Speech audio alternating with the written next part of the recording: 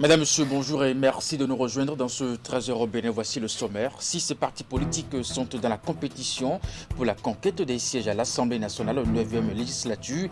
Après le bloc républicain, il y a quelques jours, l'Union progressiste, le Renouveau, la Voix scorée pour un Bénin émergent, le mouvement populaire de libération, Mouel Bénin, l'UDBN, ont été conviés ce mercredi à la Sénat pour recevoir leur récépissé définitif. Ensuite, audience au ministère des Affaires étrangères et de la coopération. Le ministre Aurélien Abenossi a reçu dans son cabinet ce mercredi le nouveau représentant résident du Fonds des Nations Unies pour la population au Bénin. Richemont Tiemoko est allé présenter ses lettres de cabinet au ministre. Et puis enfin, à l'université d'Abomey-Calavi, il se déroule depuis ce mercredi un colloque international pluridisciplinaire sur les nouveaux défis de l'anthropologie et de la sociologie rurale pour un développement durable en Afrique. Les participants proviennent de 9 pays d'Afrique et d'Europe. Et voilà pour le sommaire de ce 13h au Bénin. À nouveau, bonjour et bienvenue si vous nous rejoignez en politique. C'est officiel, 6 partis politiques sont dans la compétition pour la conquête des sièges à l'Assemblée nationale, 9e législature. Après le bloc républicain, il y a quelques jours, l'Union progressiste, le Renouveau, la Voix scorée pour un Bénin émergent, le mouvement populaire de libération Mouel Bénin et l'UDBN ont été conviés ce mercredi à la Sénat pour recevoir leur récépissé définitif qui leur permettent de participer aux élections du 8 janvier 2023.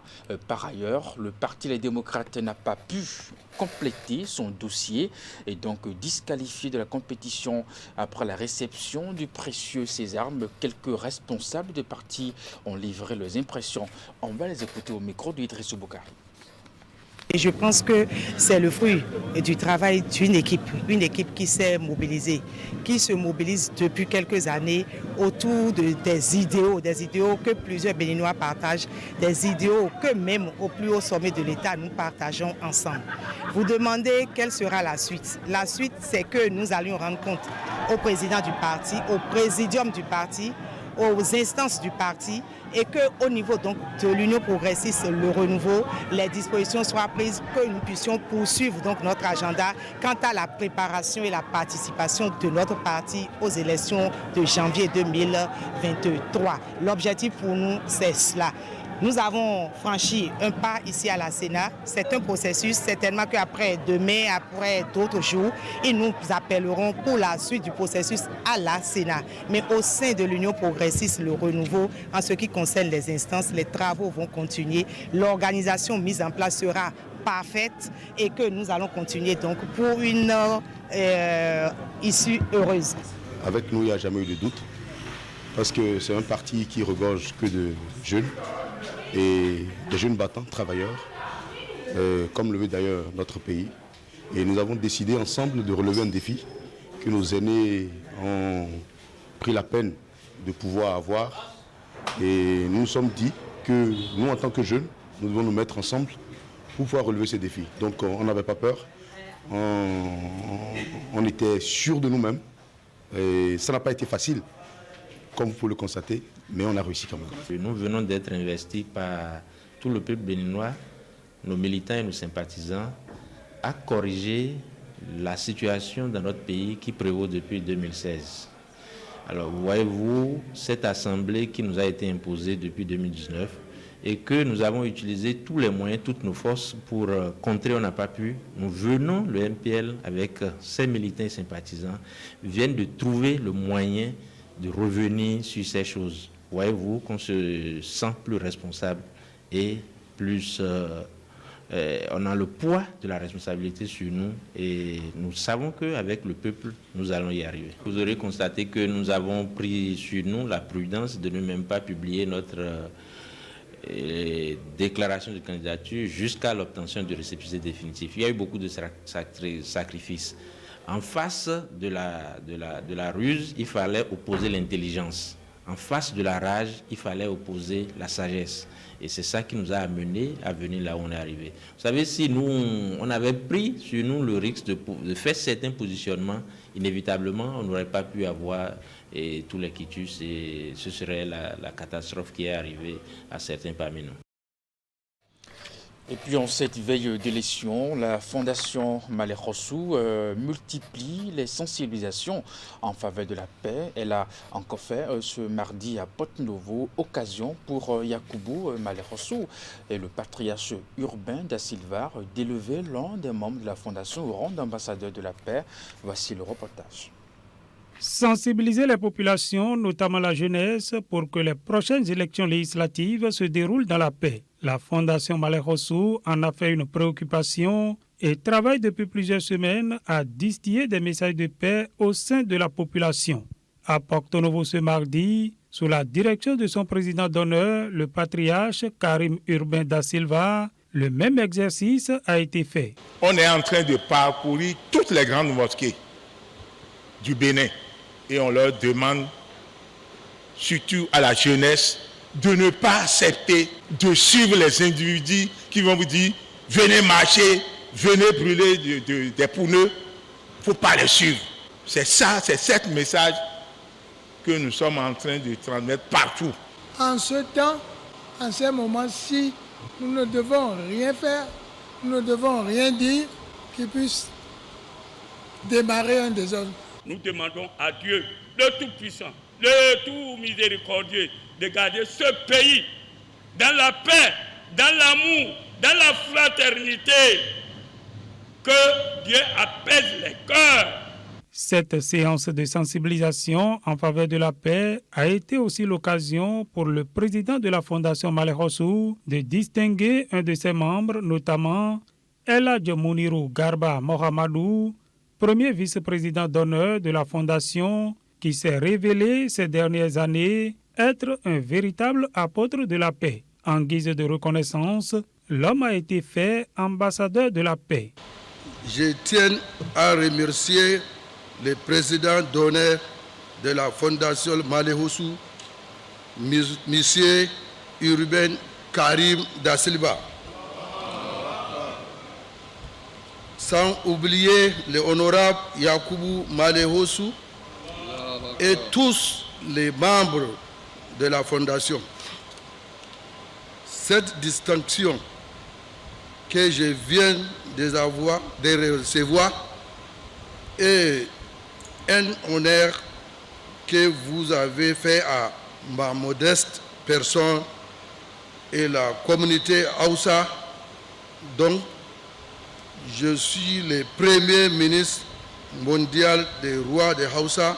La paix n'est pas un vain mot, mais un comportement. Un comportement que la Fondation Malek Rossou invite tout un chacun à cultiver pour que les prochaines élections législatives soient des moments de fête. Deuxième étape de la tournée pour l'implémentation de la réforme structurelle dans le secteur de la décentralisation. Après les départements du Borgou et de la Liborie, le ministre de la décentralisation et sa suite étaient dans les collines. La délégation ministérielle s'est rendue à Savalou et puis à Dassazoumé. Les échanges ont été l'occasion d'expliquer les bien-fondés de la mise en œuvre de cette réforme, de prendre connaissance des difficultés et proposer des approches de solutions. Voici les images. Sur le terrain, l'autorité est surtout allée s'imprégner du niveau d'opérationnalisation de la réforme structurelle dans le secteur de la décentralisation. Après le Borgou et la Liborie, Raphaël Akotegno et sa suite étaient dans les collines à Savalou puis à Dassazoumé. La délégation a d'abord eu droit à un point de la gouvernance locale dans les deux localités, des interventions des uns et des autres. Il ressort que cette visite, loin d'être une formalité, s'avère une nécessité. À la faveur des réformes structurelles du secteur de la décentralisation, les conseils communaux et les conseils d'arrondissement fonctionnent normalement. Les conseils de supervision, quant à eux, ne sont pas encore désignés dans les communes de Banté, de Wessé et de Savalou, car la désignation des présidents des commissions permanentes rencontre quelques difficultés. Tenant compte, entre autres, des nouvelles rémunérations fixées au profit des responsables politiques, administratifs et techniques, la masse salariale a triplé depuis 1er avril 2022, tandis que les ressources allouées par l'État sont dans ce cadre demeurent largement en deçà des attentes. C'est pourquoi, Monsieur le ministre, pour donner du souffle aux communes et favoriser l'atteinte des objectifs des réformes structurelles dans le secteur de la décentralisation, il s'avère impérieux de plaider afin que l'État soutienne encore plus les collectivités locales dans la mise en œuvre de cet exaltant nouveau modèle de décentralisation. Cette occasion pour apprécier les conditions de travail et de fourniture de services publics a également permis aux visiteurs de toucher du doigt les réalités que vivent au quotidien les populations à la base. Les difficultés rencontrées dans la mise en œuvre de la réforme ont été abordées. Dans une démarche participative, des approches de solutions ont été proposées. Je le dis partout, il vous revient en tant qu'élu de faire une cartographie des potentialités de votre commune, de réfléchir en mettant tout le monde à contribution. Quelles sont les activités lucratives qui se mènent sur votre territoire et percevoir votre territoire comme une mini-république.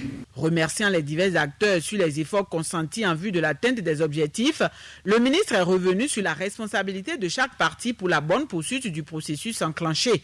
Les échanges dans les 2 villes parcourues ont été suivis d'une séance de synthèse meublée par 2 communications. Elles ont porté sur le défi de mobilisation des ressources propres des communes, en plus des relations entre l'autorité de tutelle et les organes de gestion de la commune. C'est donc pour moi le lieu de vous inviter à une forte et bonne collaboration et à une synergie d'action pour la mobilisation des ressources nécessaires à la mise en œuvre satisfaisante de vos plans de développement communaux respectifs aux fins de l'atteinte des objectifs du PAG 2021-2026 et de ceux du développement durable à l'horizon 2030. Des collines, le ministre et son équipe ont mis le cap sur le département du Zou. À Zanyanando puis à Abomey, l'exercice a été le même. Bien de préoccupations ont été soulevées et des propositions faites en vue de la bonne marche de la gouvernance locale ainsi que le bien-être des citoyens.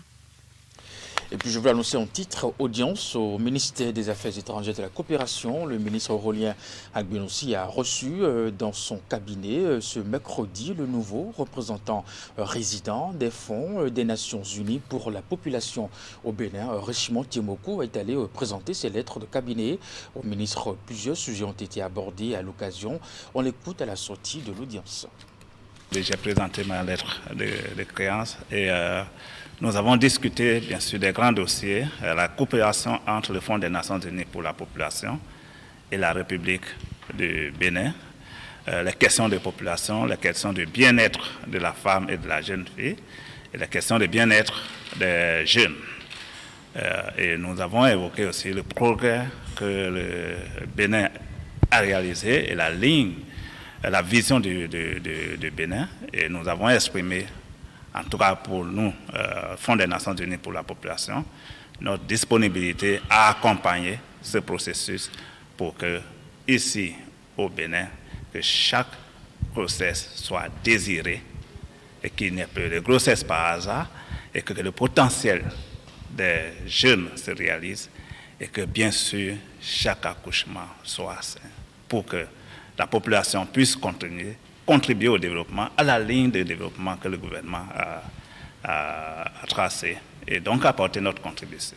Les données que nous avons eues ici, qui sont les données de l'enquête démographique et de santé, montraient qu'une femme sur 3 en union ou qui était en union a des besoins de planification familiale non satisfaits.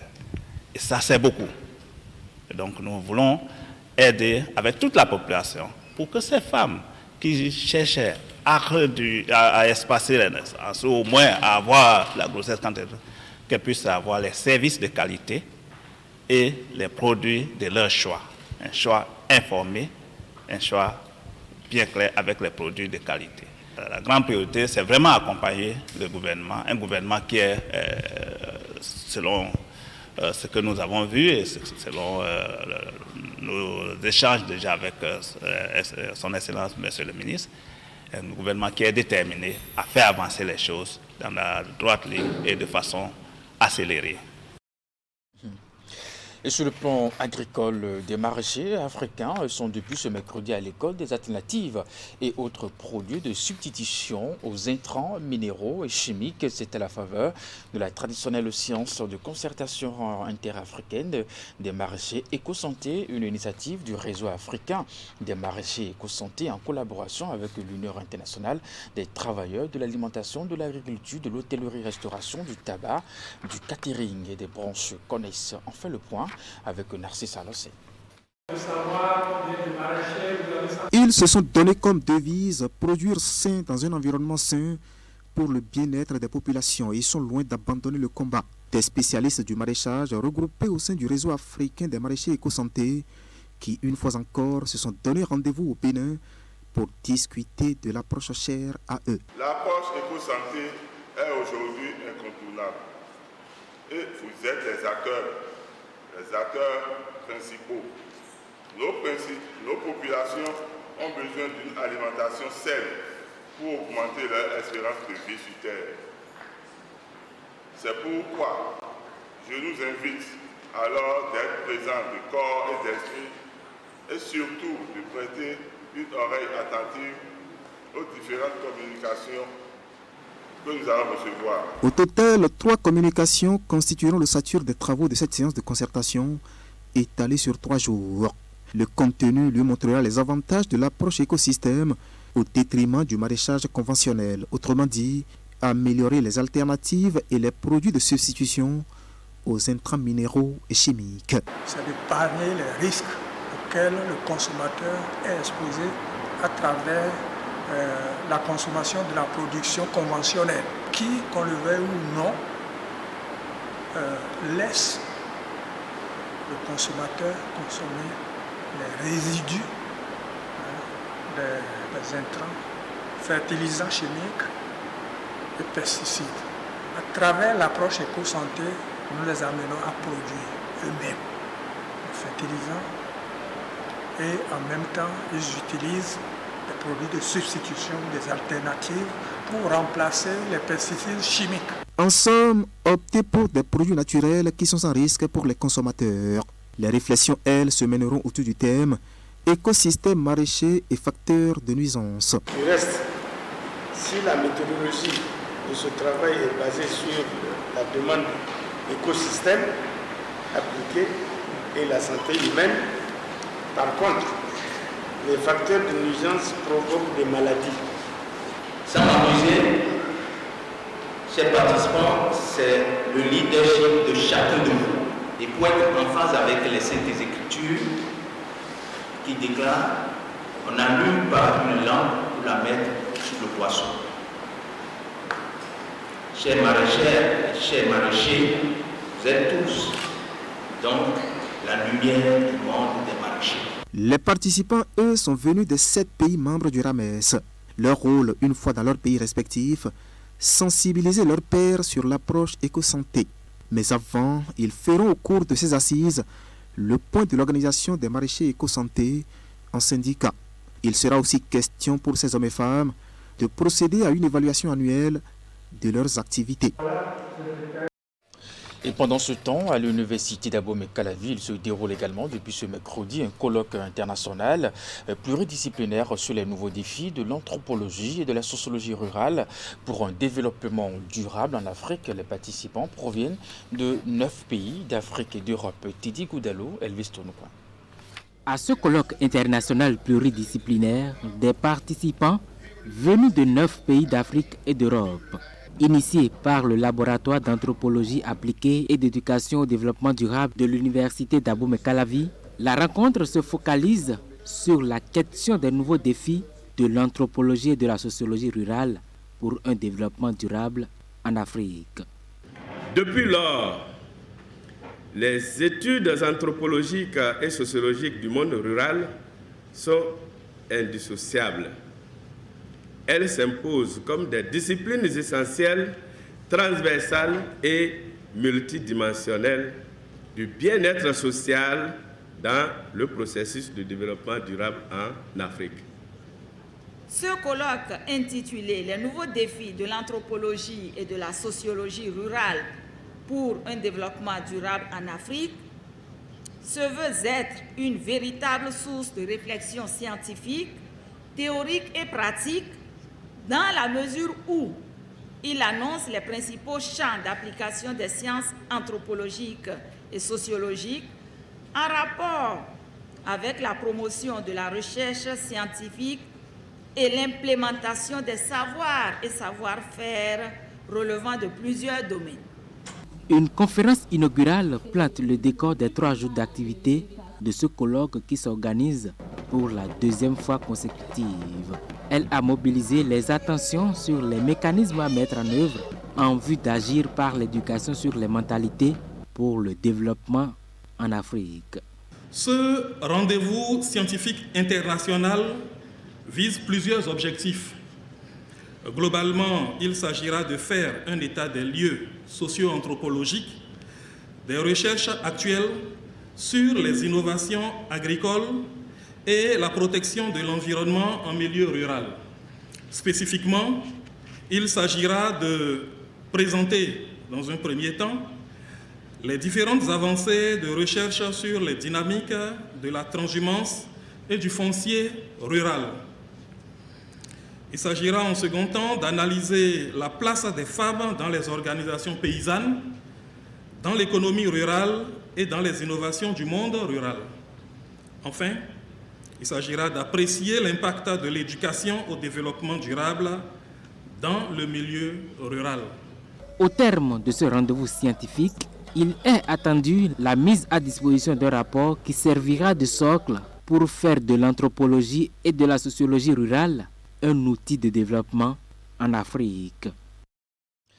Pour finir, on continue de les célébrer. Le ministre des Enseignements secondaires, techniques de la formation professionnelle a reçu ce mercredi les équipes de football des SEG Saint-Rita et de Kobli. Yves Kouarochabi a initié la rencontre pour féliciter ces jeunes élèves qui ont remporté les trophées du championnat africain de football scolaire UFOAB chez les garçons et les filles. C'était la salle de conférence de la tour administrative Ali Moumouni, Moufi de Sabouran. Le ministre des Enseignements secondaires, techniques et de la formation professionnelle, visiblement heureux de recevoir ses élèves des collèges de Saint-Rita et de Kobli. Ce sont les jeunes garçons et filles qui ont représenté le Bénin au championnat africain de football scolaire de la zone B de l'UFOA. Compétition qu'ils ont remportée et dont les moissons sont ici présentées à l'autorité.